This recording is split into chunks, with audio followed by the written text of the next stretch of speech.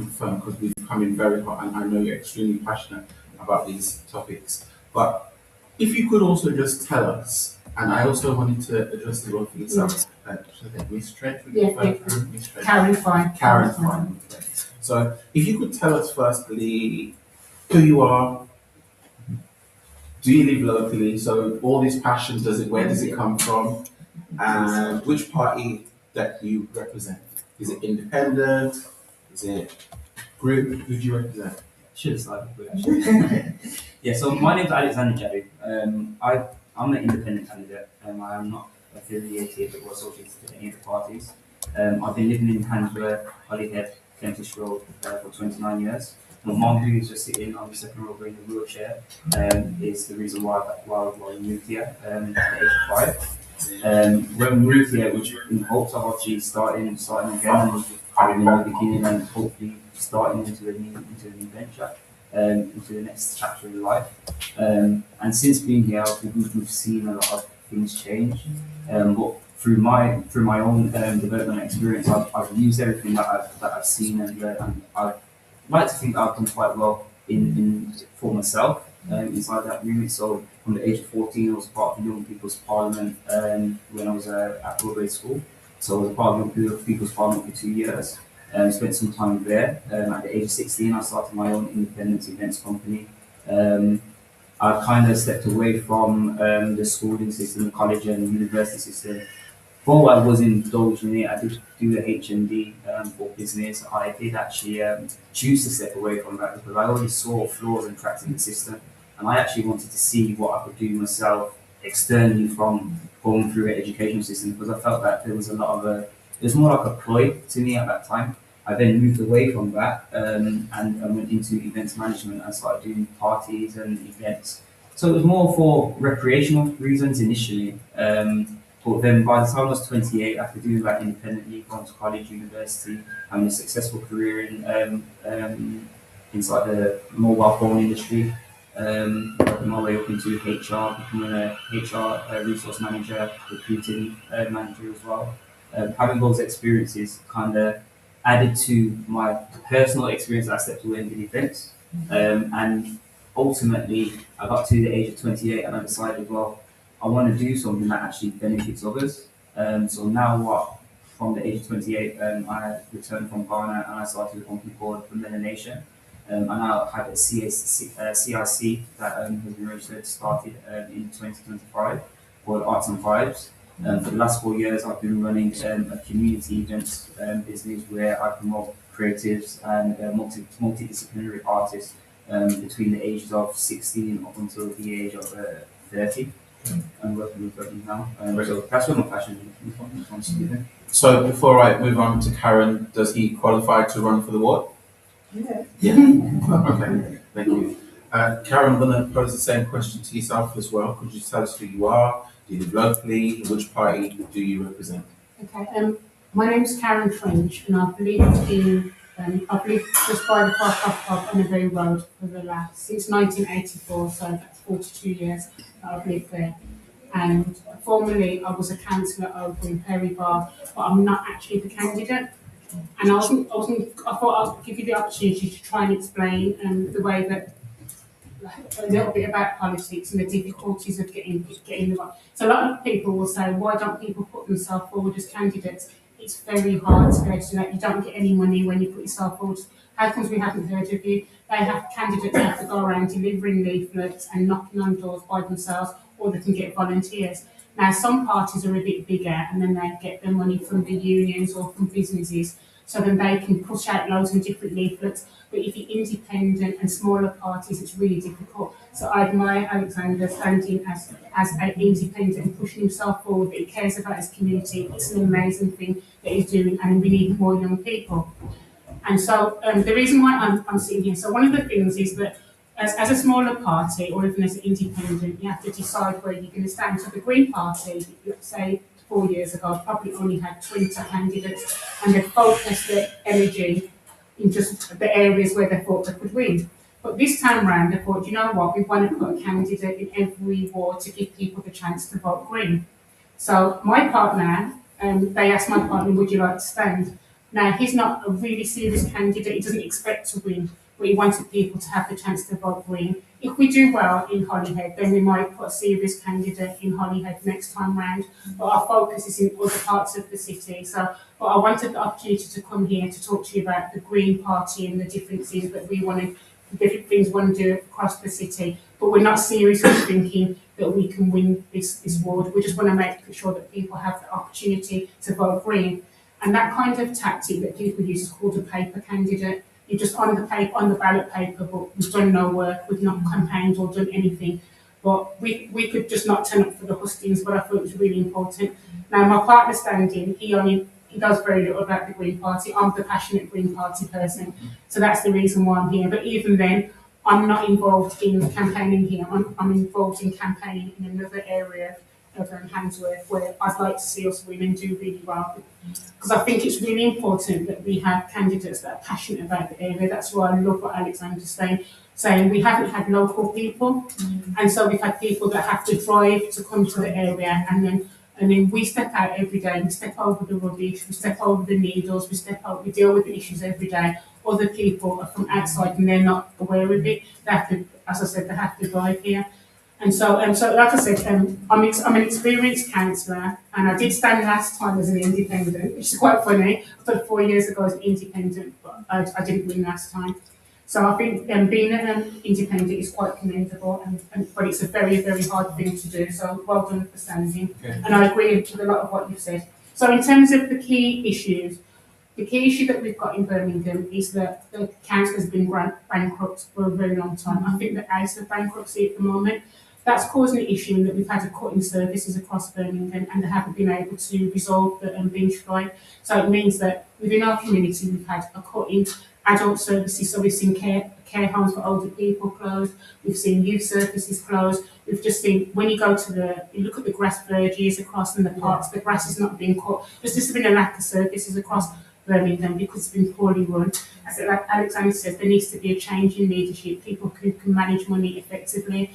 The other thing that's an issue within our area, the main thing I think, apart from the binge strike, which seems to be resolved, is housing. There isn't enough housing. So what they're doing in our area, especially Handsworth, we've got a lot of HMOs and supported exempt accommodation. Now the difference between HMOs and supported exempt accommodation, HMOs aren't really an issue because HMOs are student living. So you've got young professionals.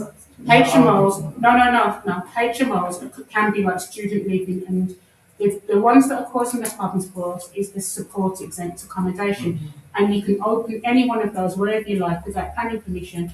Now, because it's called supported, because you have people who come there who need extra provision because they've got mental health problems or they've got drug addiction. But one of the problems is they're not getting the support that they need, and because they're collecting so you might have 2 or 3 in one road, they're not getting the right support, and so it just ends up causing a lot of issues in our area. Those are the ones that we need to clamp down on, the supported exempt accommodation. We've always had HMOs, supported exempt accommodation is a new thing, and it's causing an issue for us in Handsworth because there's too many.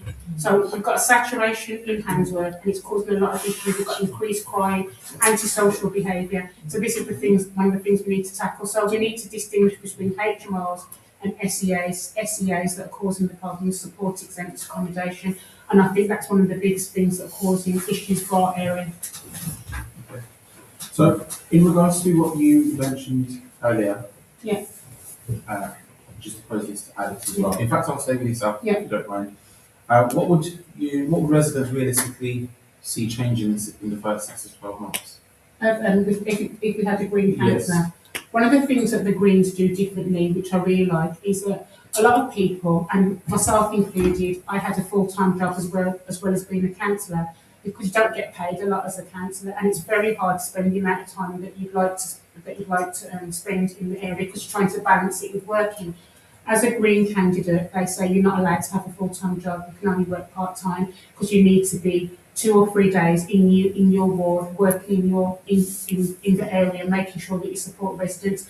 So when you become a councillor, you're focused on your residents. There's a lot of people that live further away and they come into the area. Independents and other parties, minor parties, are doing things a bit differently. So that's what I think that you'd see. And that was the question. What That was would be the question. different? That's what you'd see differently. Is that you'd see a green councillor spending more time within the ward. They'd be more present. And can I pose the same question to yourself, please? Inside the next 6 to 12 In the next 6 to 12 months. realistically, what you see from myself is obviously a massive push with regards to getting the pin strikes resolved. Now, I do know that there has been a proposal from Labour to say that the pin strikes will be resolved, providing they're still in power after the upcoming elections. Think of that how you may. So for me personally, I'm not sure what the offer is, but I'm 100% sure that the offer isn't anywhere near good enough for what we actually need. Because if we was to go back, all of us on residents here, if we was to go back 20 years ago, I believe we all remember Royal Sweeper.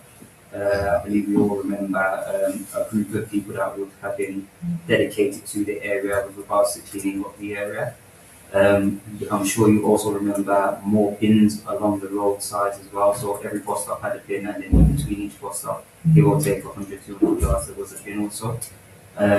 So all of these things are things that I'll be pushing to kind of reintroduce again. But also to actually have an expansive look over how the waste services are actually managed across the city itself, because it's quite interesting to see that. I also work as a part-time delivery driver for Everett. I took that off to support my area as well. And when taking that off, I've been sent to areas within Birmingham, such as Sutton Coldfield, such as Party 3, such as Ruby, and all of these areas have their bins connected. The level of issues that we see in terms of our areas, the fly tipping, the dumping, and things like that, nowhere near the level at all in Sutton Coldfield. I literally came from Sutton Coldfield today, spotless, absolutely spotless. So that will be definitely inside the first 6 months. One of the key things that I'll be driving for is that change. What actually happens inside that first 6 to 12 months with me being being elected as a councillor is going to be completely dependent on the overall people that are inside the actual chamber, that are inside that have been voted for council. Because if we don't get like-minded individuals to make the votes for the things that we want to see in forms of changes, and if we don't get like-minded individuals to challenge the things which we really need to be challenged, then we won't get the changes that we need. So while I might sit here and I could promise you the world, unlike other candidates, I will not promise you anything that I cannot confirm and say that I can deliver. What I will promise you is that I will fight for everything that we need inside our community and society as a whole. And I will also push to make sure that all those that are around us, that are inside that council house, are held accountable for the decisions that they make, the actions that they make. And I will also push to make sure that other people within inside that house will see what we see on the ground as individuals here in Holyhead. Can I just come in there as well? One of the difficulties of saying about what you might do in terms of council services, you're just one individual and there's another 100 councillors, so you're limited, depending on the makeup of the council, you're limited in what you're able to do.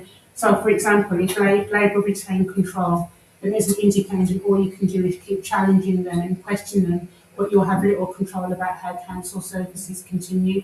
But if we get more independent and a mixture of the council, we can form, as Alexander said, a like-minded coalition who are interested in the same things and want to push and change things. So what I'd encourage people to think about is, do you like what we've had for the last 10 years, 20 years? If you don't, you need to be looking and trying to, just because people say, if you always do the same thing, you're always going to get the same result. You need to try something different and say, this isn't working for me. I say the first thing you do is vote for your representative and then hold them accountable. But it's difficult to hold them accountable if you don't really see them. And so then that's what I'm saying. They need to be visible. They need to be listening, because they are your representative. They're meant to be listening to you and asking you questions. Then going back to the council house and taking that voice to the council house and then coming back to you and reporting. But at the moment, well, we don't get a lot of feedback about what's happening, and that needs to change. And that's why I was saying that with the Green Councillor, they'll be more visible and they'll be out within the ward. If you vote Green across, you'll just see a different change. A lot of people are fed up with politicians because we haven't got the right politicians. We've got people that are doing it for the wrong reasons. I'd say they're not community minded. So I'd say to you, think about your vote and think about what you want, and don't just look at people promising things, because it's very difficult to make the changes that a lot of people are saying. What people need to do is hold the leaders of the council accountable. Yeah, I just wanted to add on to that.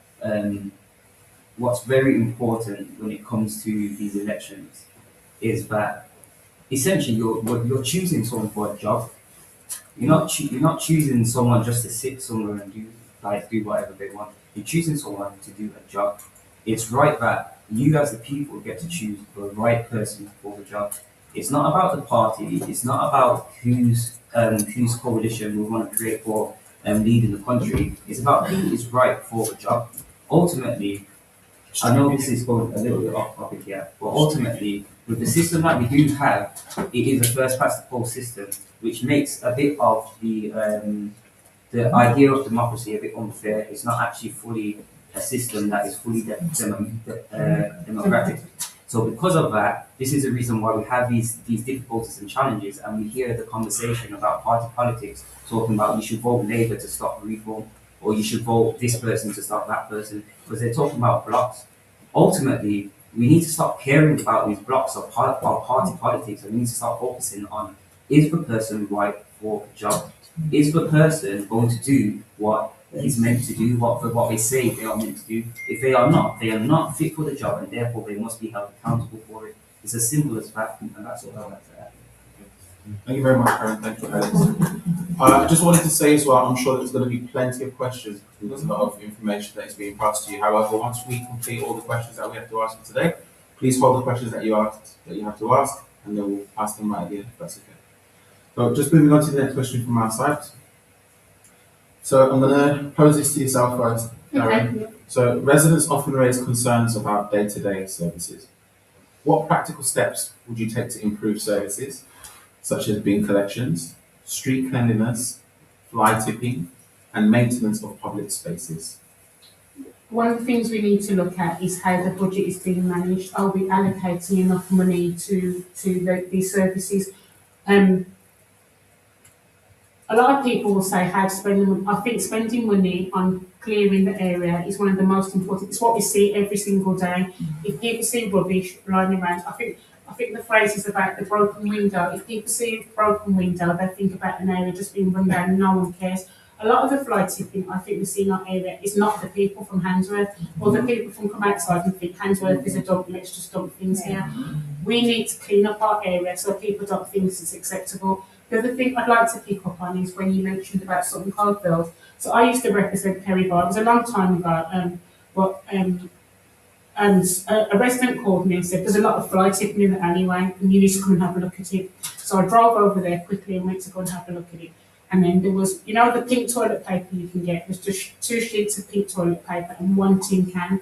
I was thinking, a lot of rubbish. You need to come to Handsworth and I'll show you a lot of rubbish. But to her, that was a lot. And I was just round of applause because you're saying that's not acceptable for my area. A lot of the times we just see the rubbish and we walk past it because we've started to accept it, and we should say, no, it's not acceptable for our area. We report it and we complain.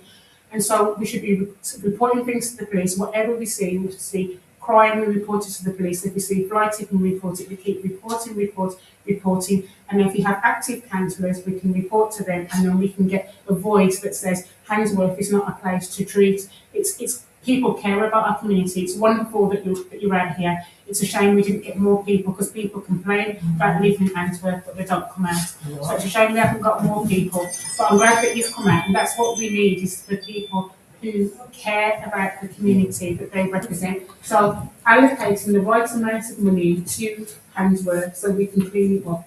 And then, so we go back to having the free waste collections. And one of the things that we're looking at the moment is when you look at other areas. As in bulk waste or just bulky waste. So like when you look at like Sandwell, they have when you look at Birmingham, they say, oh, you can give 10 items, but it's £50. Suppose you've only got 1 item, just the bed. You're just going to dump it because you can't afford £50. Whereas if you look at Sandwell, they say if you've got 1 item, it's like, I think something like about £12. If you've got 2 items, then it's 25. You make it easy for people. If we're on benefits, then it's free. You make it easy for people to do the right thing. So that's one of the things that I challenge with the council to say they need to be looking at the way they're collecting waste to make it easier for people. And so we need to just make sure that we allocate the right amount of resources to the areas where it's needed. Okay, thank you very much. Same question to Chelsea. I think we've been trying a system and it's been failing for so long. It's pointless doing the same thing. We've been doing a lot in terms of already putting up fines, telling people not to fly to here and there. You've got a lot of people going around cleaning up only for 2 days later for it to be messy again. Do we all want to keep wasting our time doing things, knowing that it's not getting any better? I don't see the point of us doing this anymore. While I'm definitely an advocate for cleaning your area and being supportive of your area by essence, a long time ago, there used to be this understanding between neighbours that you look after your front yard and you look after the bit in front and the whole road stays tidy. And it stayed that way. But what I've noticed is we don't address other key bits of information when talking about this specific topic. We've got a HMO crisis where we've got maybe 5 or 6 people living in a single house with the same 2 bins that have been given to every single household. That already in itself is an issue. You've got some households which have 6 or 7 people in there because they have kids. That is already an issue. Automatically, all of these bins are already filled, and automatically we have bins on the streets. We have a recycling issue because naturally we haven't got a recycling collection. But at the same time, even if there was a recycling collection, where is that money going? How is the money getting recycled? How is the items getting recycled? Where are they getting recycled? What's actually happening with it? There isn't actually infrastructure that exists that even makes sense currently inside the current system that we see put in place by whether it be Labour or whether it be Tories. It doesn't matter whoever is in charge. It just needs to be something that needs to make sense. And quite frankly, nothing makes sense. The reason why we see a large amount of flight in it is because of access. There's no access to get rid of things that we have in our houses.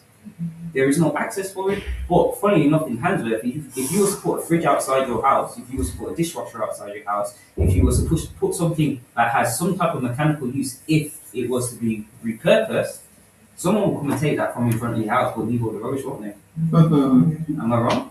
No. So that clearly shows that there is space for recycling clinics to be created so that people can actually get these things distributed without a charge, because if we take them in as a government without a charge, we can actually repurpose these things, redistribute them, and that's a form of recycling, which is actually saving the country, saving people money instead of producing waste on the street. That's just one simple example of something that can easily be done and reintroduced back into the system, which it once was inside the system. You don't mind me following on, Karen, and I'll probably pose the same thing to yourself as well, Alex. Do you think that there is some sort of correlation then between the supported accommodations and the waste? Because I feel that a lot of people may still have the same notion as that you clean your front garden and then just in front of you. But if you've got, let's say, a road of 200 houses, and of those 200 houses, we've got 25 HMOs splattered around.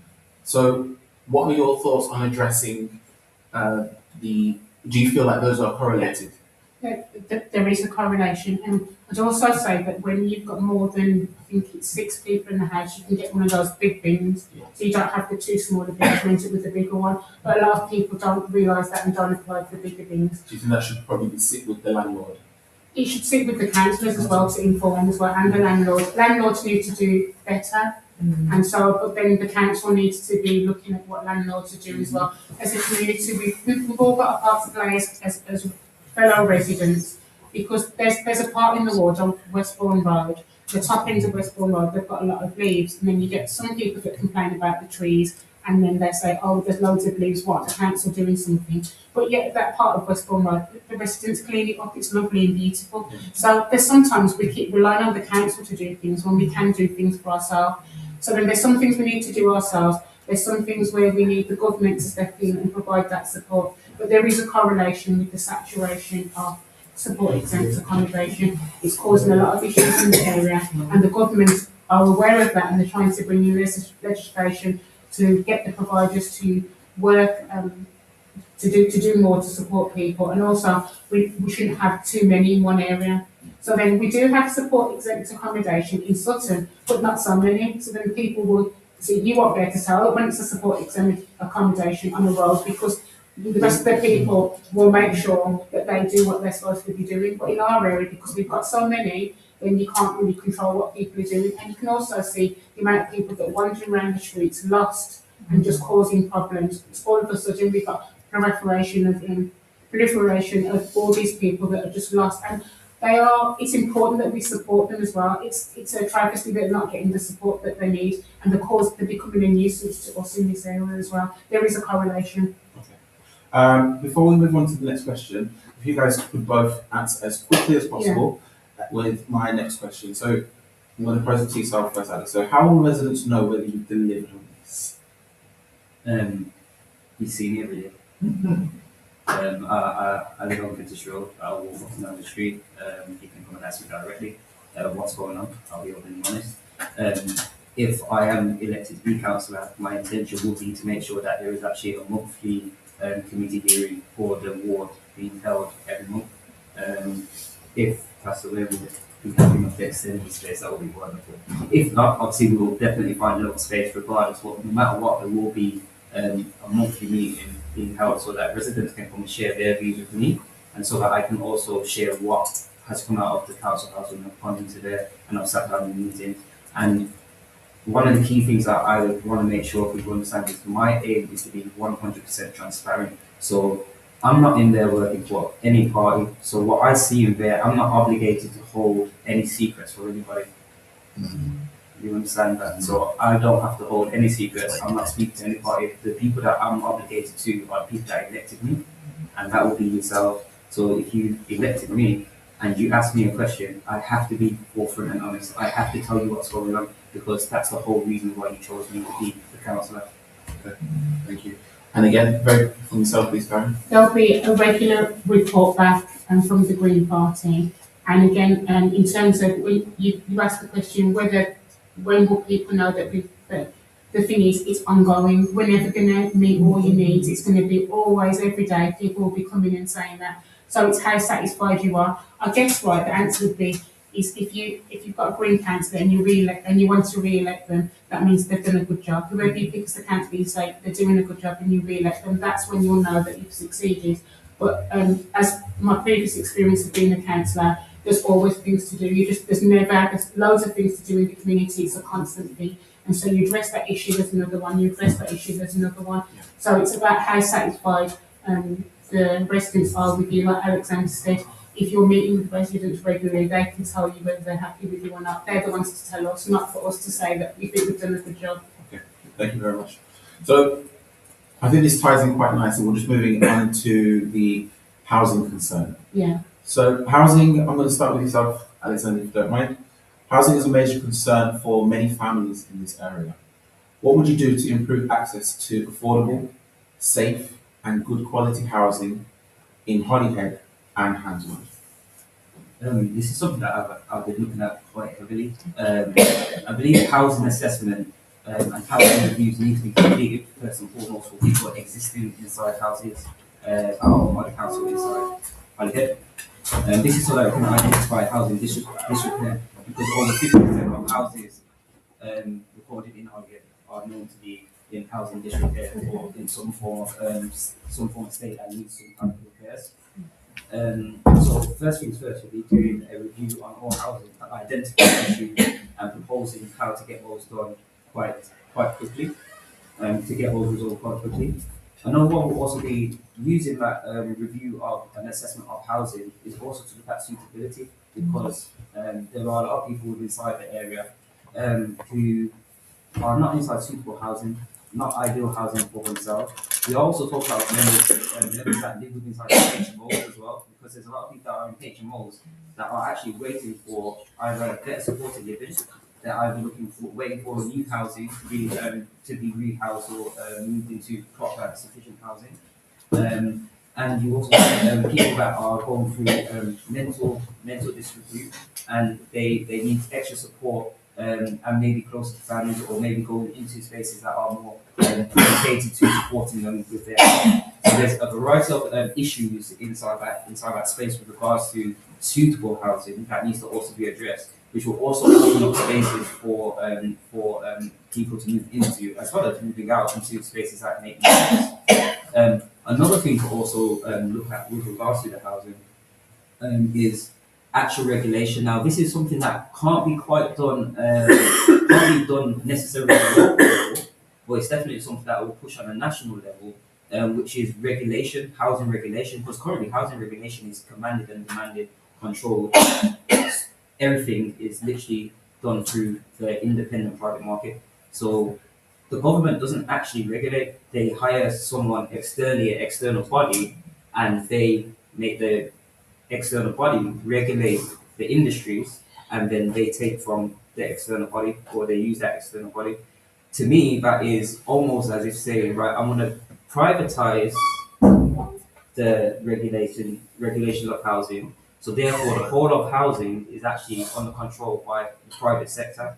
So therefore, the council have no control over the houses even that they put to build or maintain or manage.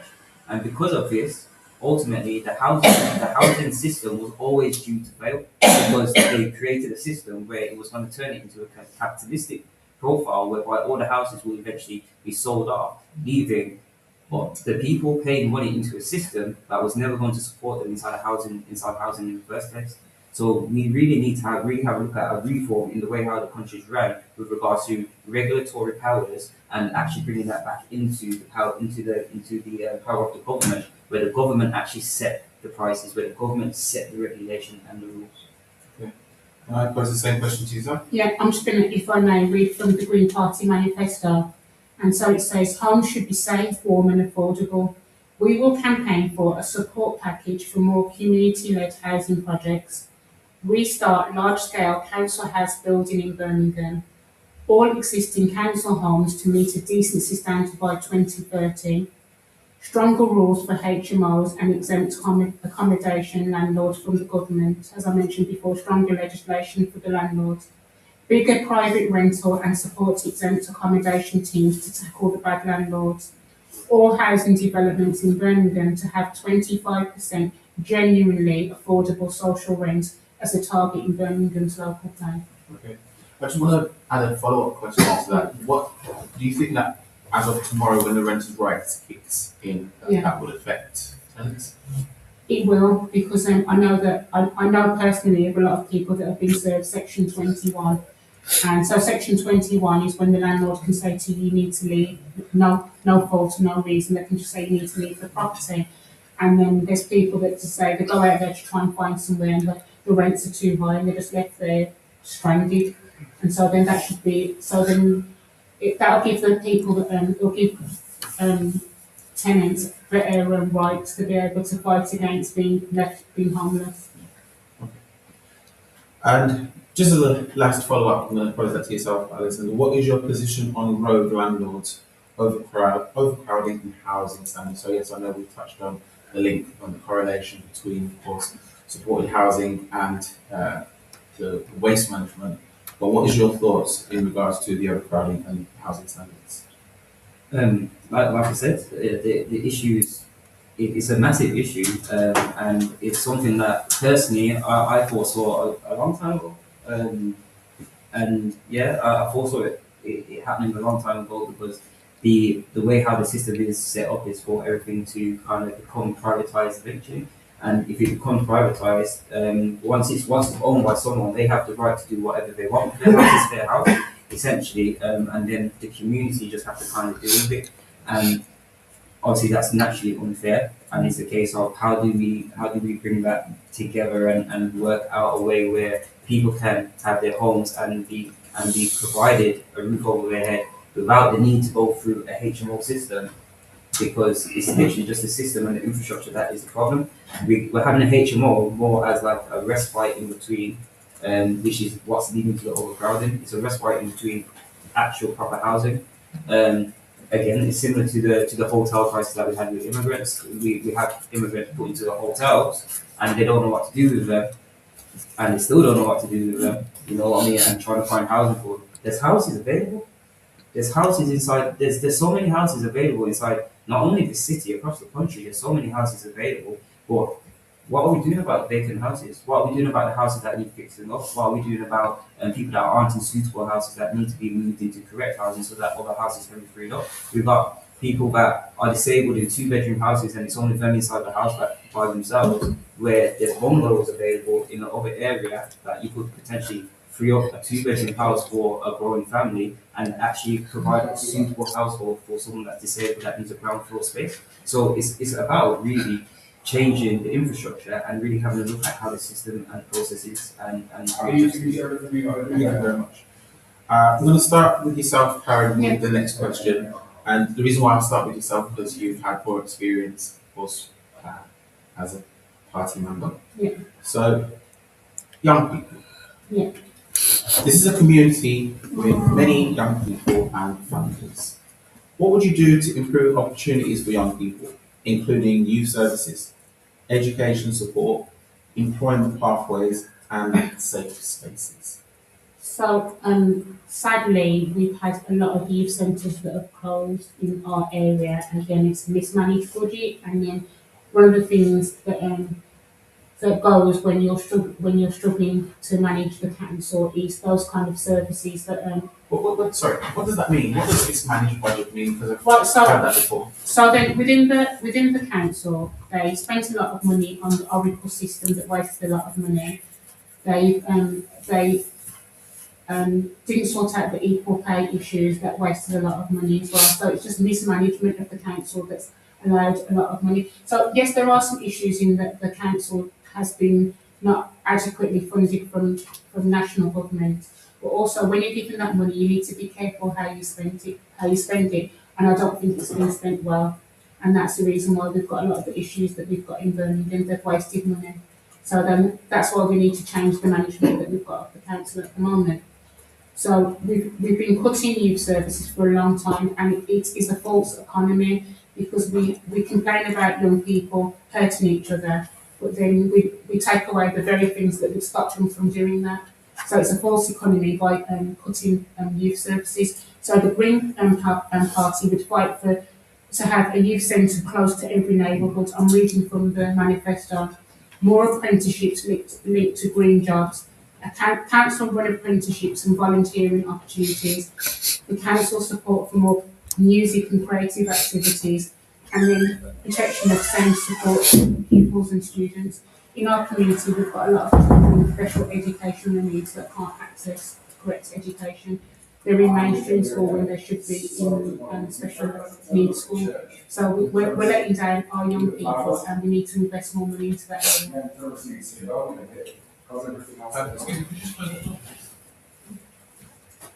All right. Thank you.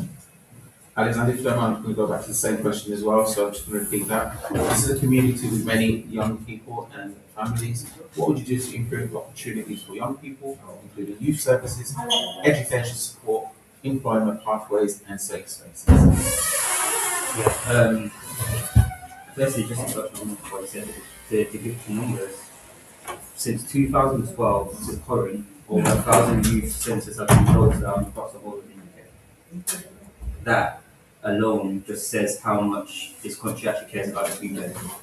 Because youth investment should be one of the highest things that we invest in, simply because it's the future that we're investing in when we're investing in youth. And youth is literally they are going to be the people that then inherit the community, the society that we leave behind. So if we're not investing inside their development, inside their growth, inside their knowledge, their understanding, their ability for them to use their mind, then ultimately we're setting ourselves up for a failure inside the future, and we'll end up having seeing things happen because of it naturally. So I feel that it's a very important thing for us to actually divert our focus to and start investing. Obviously, we've seen an increase in knife crime. We've seen an increase in especially inside this area, an increase in no qualifications. So people actually completing school but not going on to college, not going on to university. And I believe across the UK, the national average is 19%. For for Holyhead alone, it's 31% of people that aren't qualified. The payment, the amount of the wage that people are earning, we're looking at a threshold across the country of over 30,000. What inside Holyhead, we're talking about 19,000, which just basically says that even if you was someone that was able to qualify as a youth inside this area, the likelihood of you earning over 19,000 is extremely slim. It's about changing that idea and that mentality that's now been pushed into this community, because the community now has sort of a mentality that drags from this, because it's not like it's something that started yesterday with regards to the lack of investment for the youth. And the reason why I say that specifically is because Holyhead has not had the investment for the youth. Country-wise, there's been investment in various different places, but in terms of this area, the investment for the youth services is pretty much at all-time low. We have no youth centres or no centres that's dedicated to support not just youth, but people even under the age of 25 to give them some guidance, some support, and things like that. The job centre at the bottom of Soho Road is just a job centre, and they just about want to help people get jobs.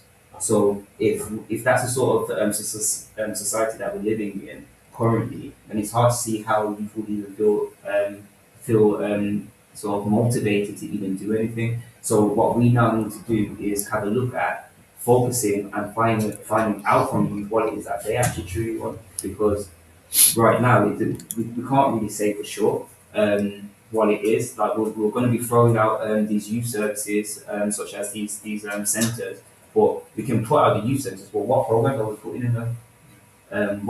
We need to actually start addressing that conversation. Myself, I work inside the creative field, and I have a business where I provide opportunities for young people through a creative element, through poetry, through arts, through music, through any type of creative aspect that they have ingenuity-wise. So I support them in that aspect. I would love to see the government do more of that, and the council actually create systems and create sort of programs that help support people getting into marketing, promotion, getting using their creativity essentially, and help this country with the transfer from industrial to a services era. So we're currently inside a service era, and a lot of those services use it's around intellect and creative ingenuity. We need to be starting to focus around building creative ingenuity, the technical knowledge and investment in the youth, so that they can actually step forward and actually thrive. Okay. I've just got my own follow-up question. I'm going to pose it to yourself, Karen, first, if you don't mind.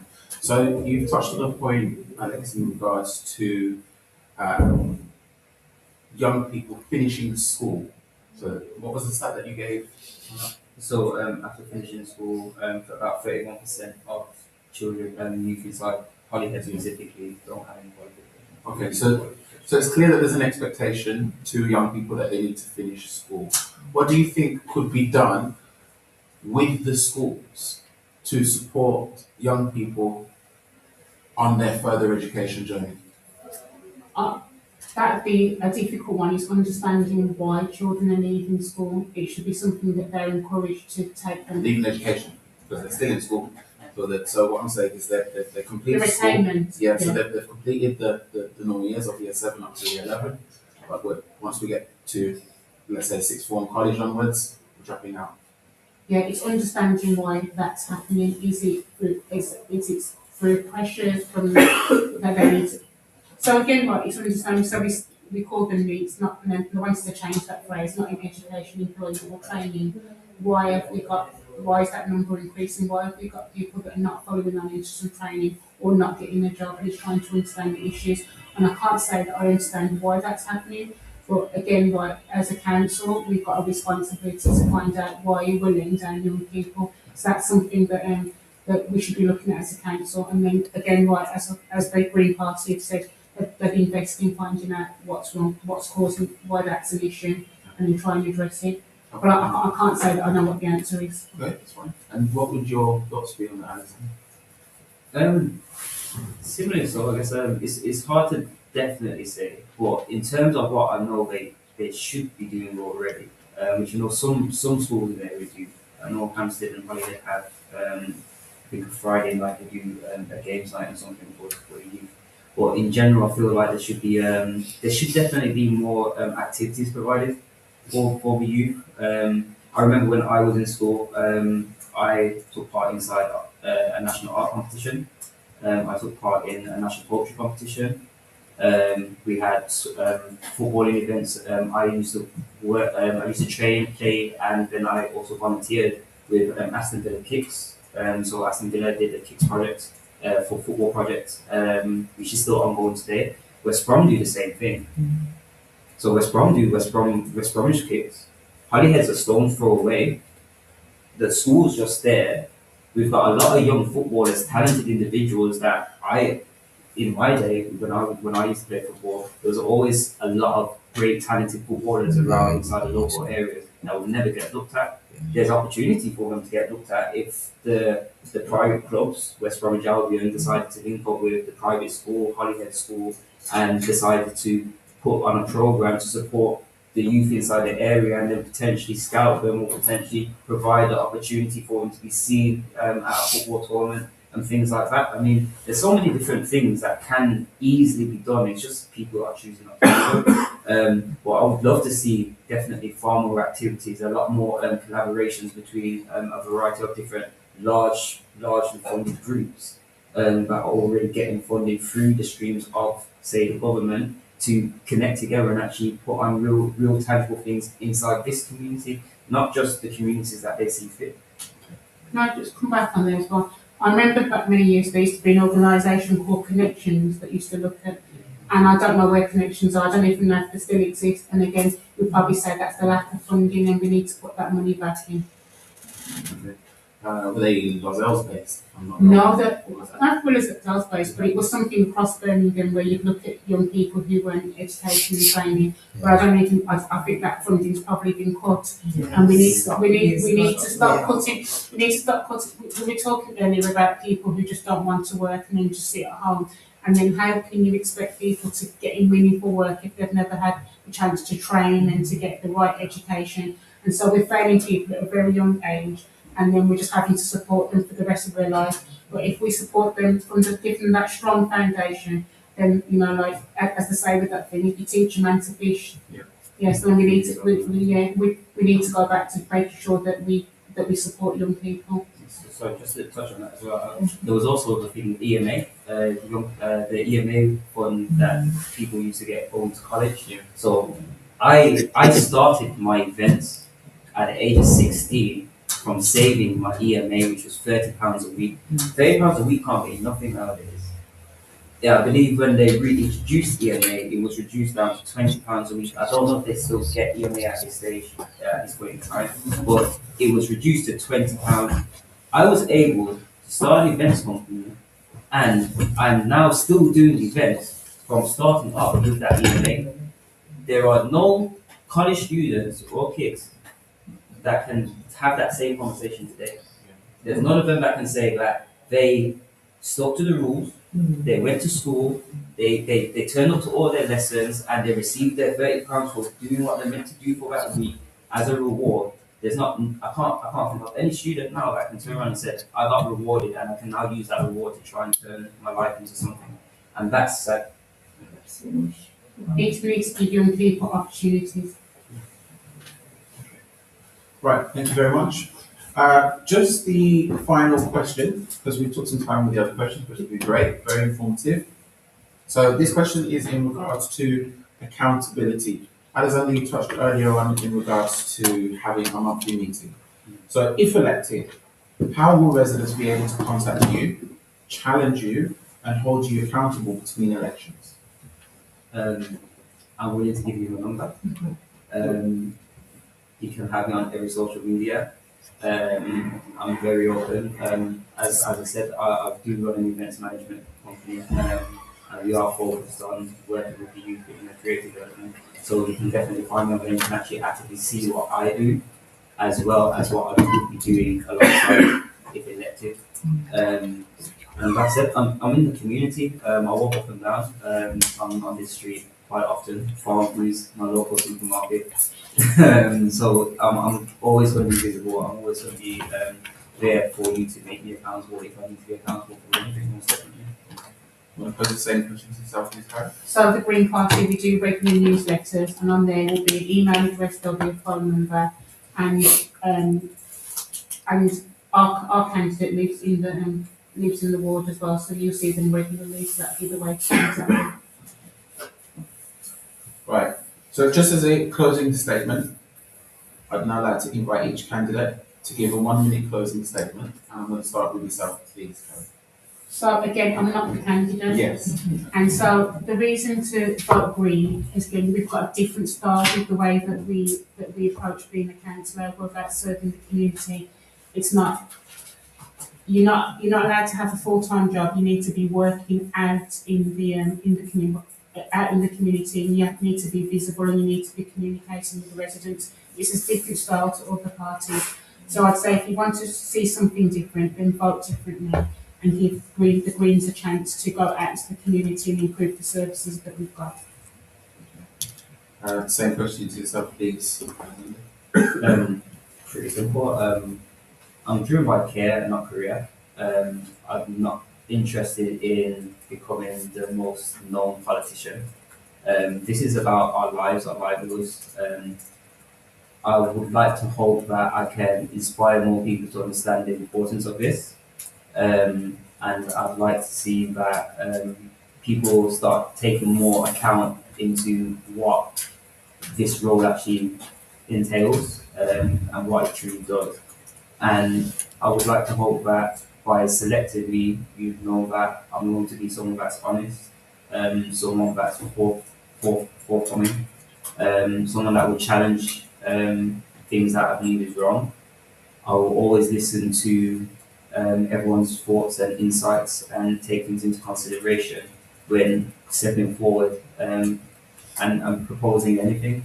I'd like to consider myself as a considerate person, someone that really does think about the best for not just myself or the people around me, but for the world itself, because ultimately what we do for one individual is what we need to do for everyone, and what we do for everyone is what we need to do for one individual, because we're all amongst the same people.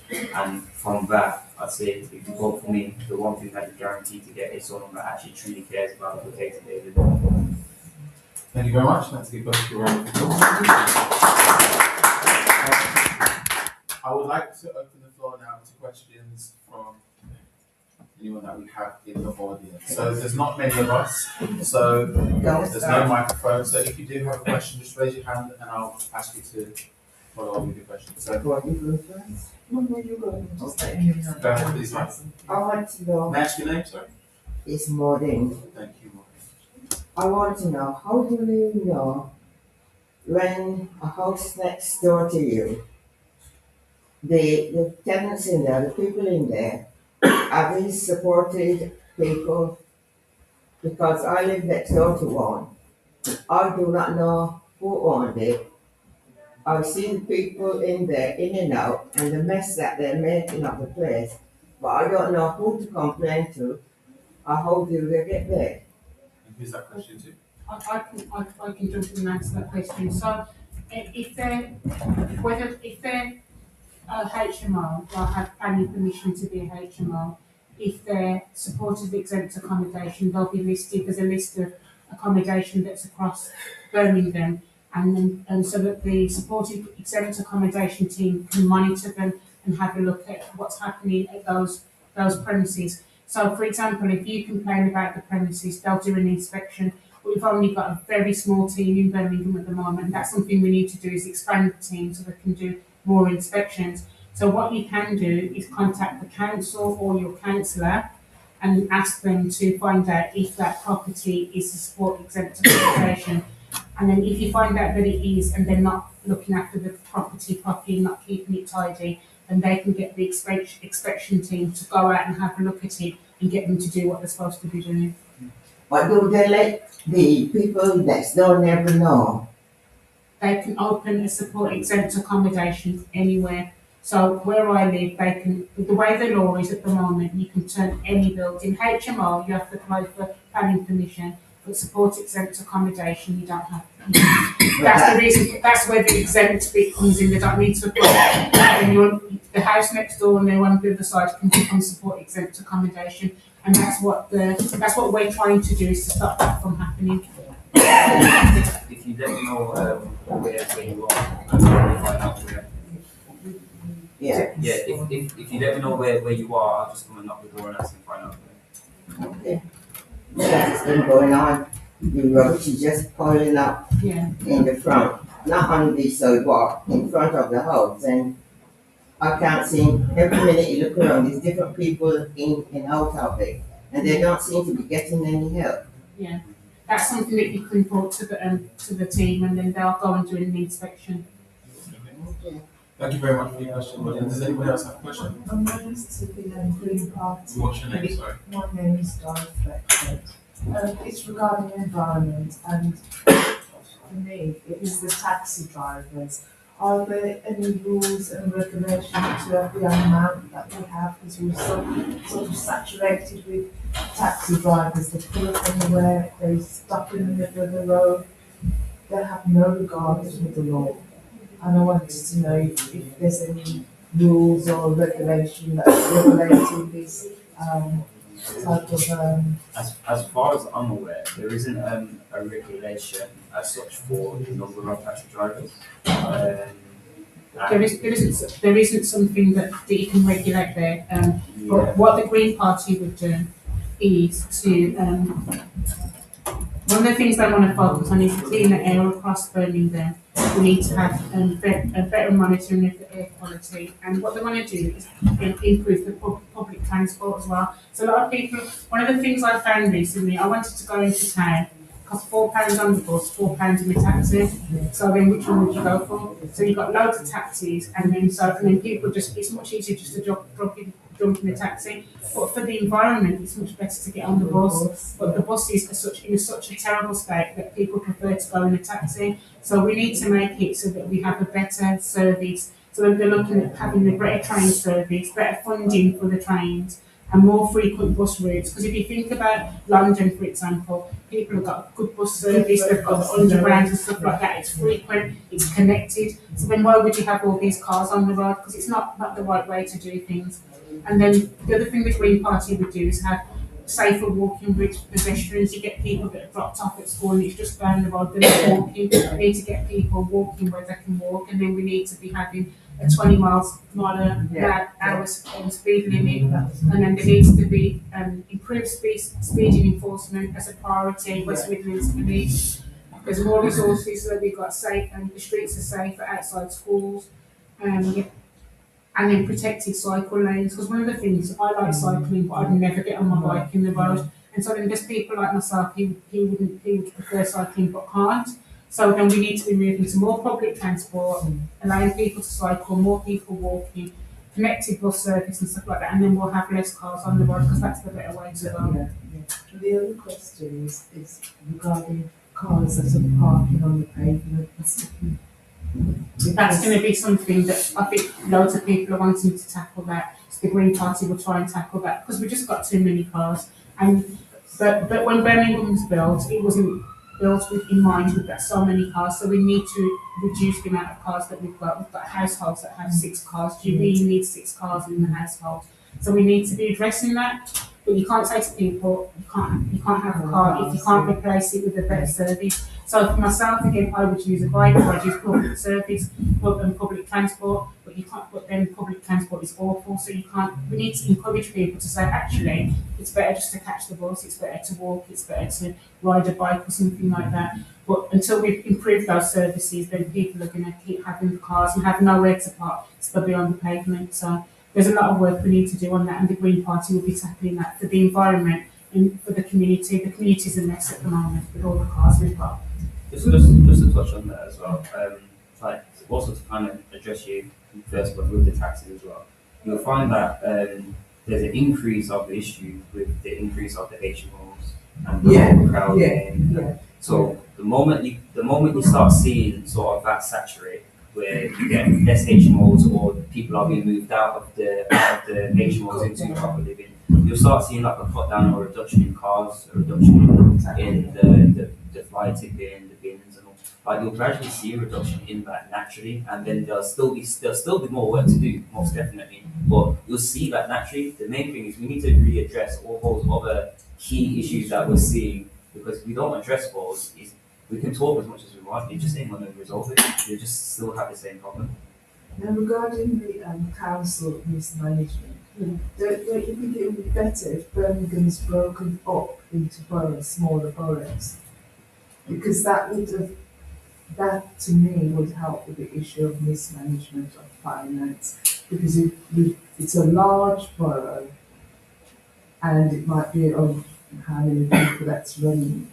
Now, if you cut it down into smaller boroughs, just like how London, you'll get the money getting to where it needs to get because it's a smaller area that they're dealing with.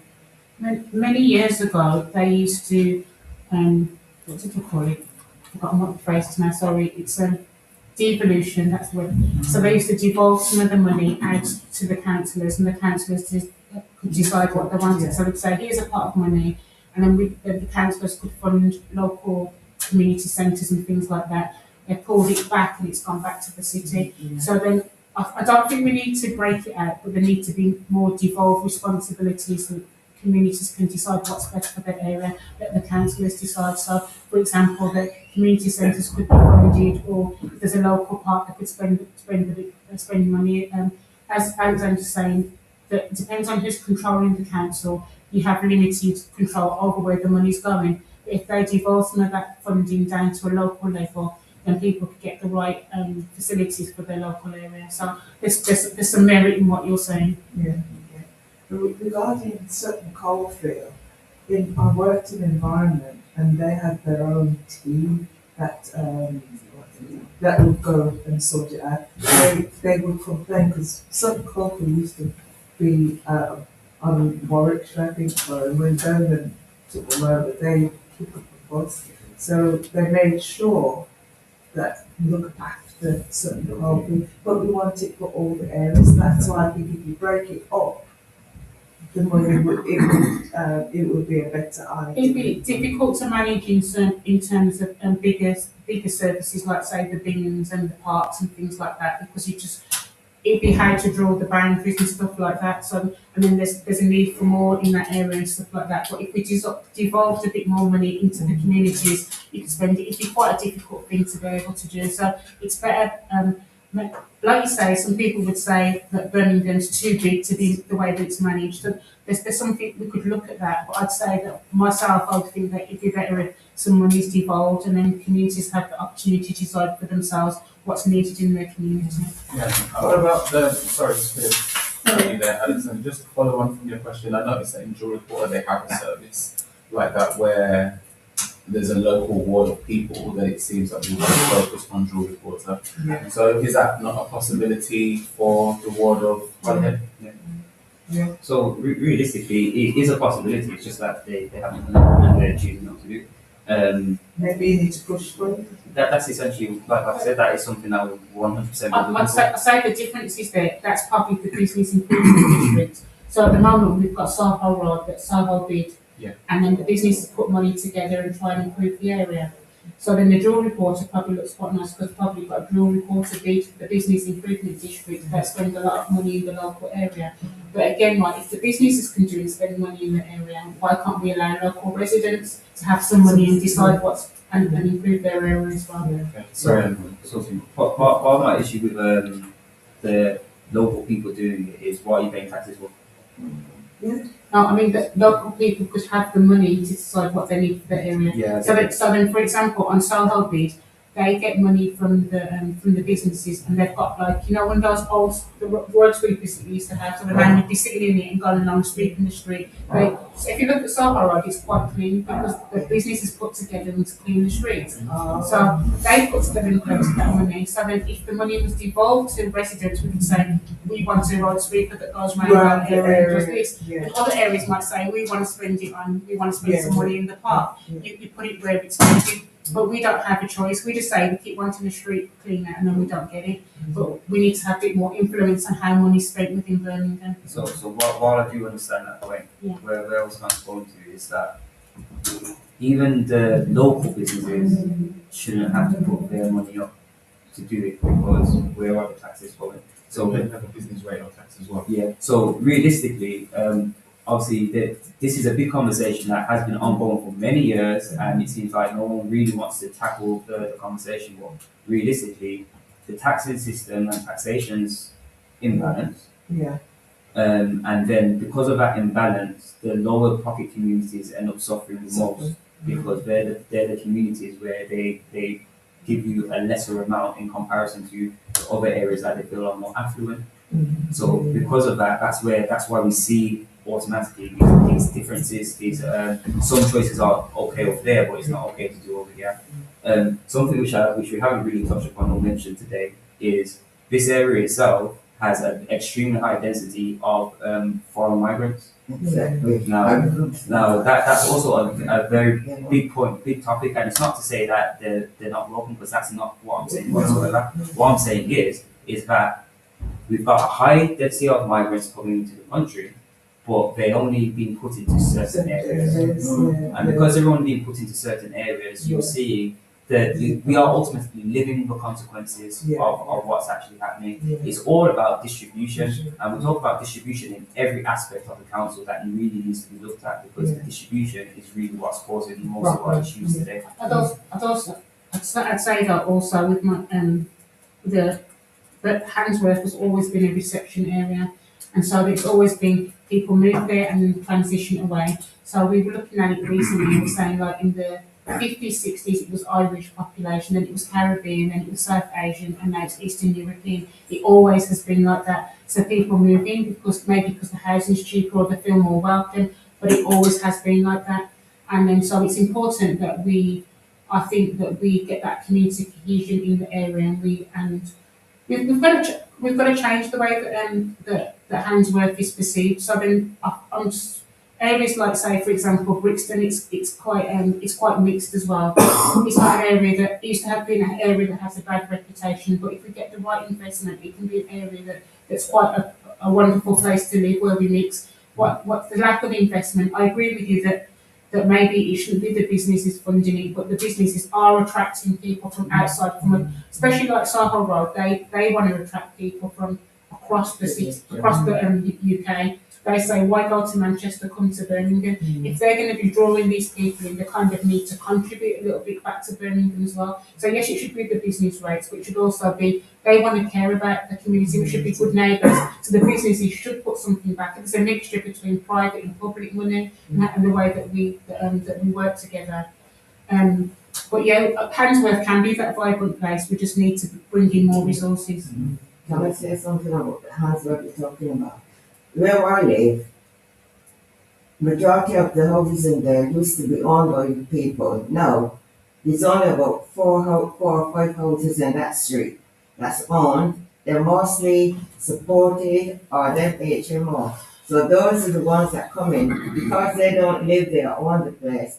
They don't care, they just dirty it out. And that's the reason why we need to bring legislation to hold the landlords to account. And so then that's where we need. So again, I'd say you've got the opportunity to change the way that you vote and looking at things differently. Things have been allowed to slide. So if you vote this way that you've always voted, you're going to get what you've always got, and not areas just going down and down. Because people just tend to just vote the same way all the time. They just go, always vote this way, always vote that way. You need to be looking at who you think is going to make a change for your area. So you've heard us both, and then you have to decide who you think is going to make effective change for Handsworth. But you do need to look at it a lot. So my concern as well is that the council, our council representative is decided on probably about 30% of people voting. What about the other 70% that just sit at home and then don't bother to do anything? We need to be tackling that. And as politicians, we need to be saying to people, you need to engage, you need to do things. And politics has got a lot to answer for, that people are just switched off. They say one thing and they don't follow through. And so then these are why the Green Party and Independents are trying to do something different away from the main parties. We've also had the two-party system where Independents and the Greens were trying to say there's a different way to do things. Yeah. And so we're just encouraging you to think differently so you can expect different. Yeah.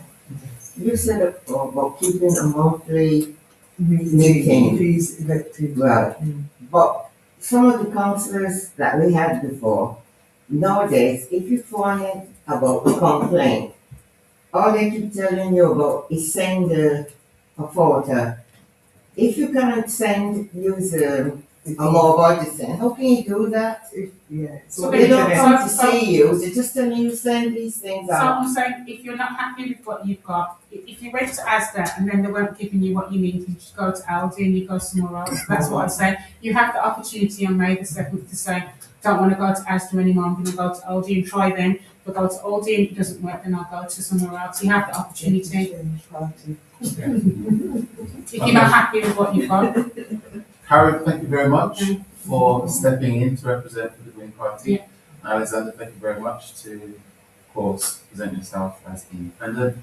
And to the audience, thank you very much. I'm going to pass over to Felix just before we close now. Okay. Thank you all for being part of this evening. It's really great to see the civic engagement of the warriors, and we'll be doing more events like this when the local elections as well as national elections. We know from the questions from not just only the membership of the candidates as well as panelists is that this is something that we're really passionate about and we really want to engage our local community. So please look out for more information for hustings like this, as well as opportunities to hear from local councillors. So, yeah, unfortunately, if they do not get elected, we will be holding those councillors accountable by creating opportunities for our community to speak like this. Thank you very much. Can I just say thank you for putting this event on. It's really important that we have something like that where people have the opportunity. Because a lot of people don't understand the differences and they get confused, but there's an opportunity for them to understand what's being offered to them. So thank you for putting it on. I was actually also going to say as well, I think regardless of the number of people that are here, it's important that we all tell people what's happened. It wasn't advertised very well. It's a start. It's a start. That's what it is. It wasn't advertised. Sorry? Have been any other hustings in Holyhead? No, This is and because I keep my ear to the ground on across Birmingham, I don't think there's been that many hustings, and so the fact that we've got hustings isn't a major achievement, and yeah, it's been difficult the way. So, like you say, it'd be good if it was advertised, but what they've managed to achieve is quite amazing compared. So other places haven't had anything. So you have to give them a round of applause. Thank you. Everyone's made history. So we'll be able to say this is where it started. If you don't mind, I'd like to say something. I'm Bishop Desmond Jadu, and I'm not speaking as Alex's uncle, make that clear. I am one of the ministers locally that puts something, the Good Friday Walk of Witness on in Handsworth each year, so that makes me a stakeholder. And one thing I will say tonight, I'm very disappointed that the candidates named on the ballot paper are not here. That speaks volumes. Can I just say? No, hang on. I didn't interrupt you. I don't want to be interrupted. Right? I'm very, very strict when I'm speaking with my bishop's hat on.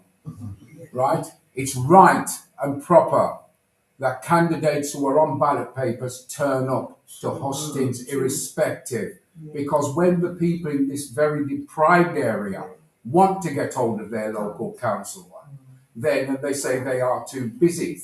One of the things with the clergy in this area, we're never too busy and we're overrun. If you look at Cannon Street Baptist Church, they're overrun. Father Wayne is becoming overrun here.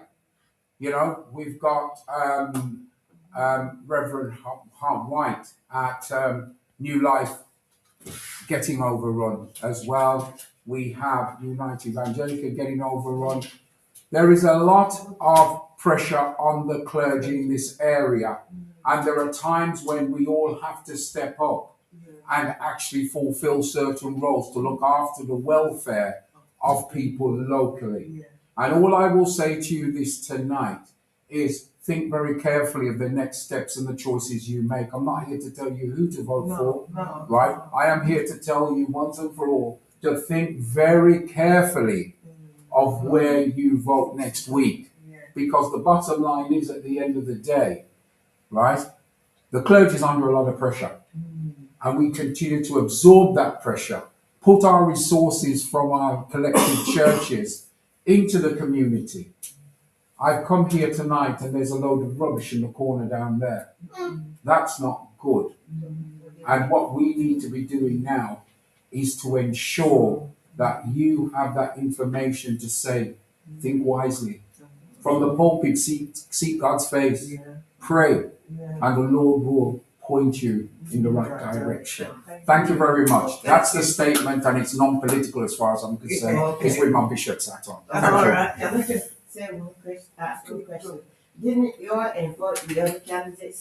That's what I wanted to say. So Wrinkle Shergill, she didn't know about the event, and so then I spoke to her about it, and then she's picking up she asked me to give her apologies, and that's what I wanted to interrupt you, Bishop Jadu, just to say that I gave Wrinkle's apologies because she's picking up her mum from the airport in India, and then she was quite concerned at the fact that she couldn't make it, so she was trying to get somebody from the independent party to attend, but she didn't manage to do it. That's all I wanted to say, is that she actually gave her apologies, because I was messaging her right up until about 2 hours ago that she's going to try and find someone to come, because she really wanted to make it. That's all my responsibility was to give her apologies. That's why. As organisers, we reached out to all the candidates officially and through the political party organisations that they are represented by. If they were able to give their apologies like the independent candidate, we would acknowledge them as well as said in the beginning, so that all the candidates know that there is this opportunity. So when this occasion arises again, when we do events like this, the information will be given in good time. We just wanted to create this opportunity as the elections will be next week for residents as well as community stakeholders to have an opportunity to question the candidates if they were available to come. We do understand it is short notice, but at the same time, if you are vying to represent us, there's nothing as short notice. And Pete, just to confirm, so no responses from the Labour, Conservative, and Reform campaign? I can confirm for that. Just give me a second. As I was going to say, so even Wrinkle, she messaged me and said she tried to email and it bounced back, and she was so concerned. She was saying to me, "Look, I can show you that it bounced back," because she was trying to email and say she couldn't make it. So then that's, like I said, she asked me to give her apologies, and I've given her apologies. The only ones who responded back were the Lib Dems and Wrinkle, but nobody else. Alright. As well as, of course, Alex. There you go.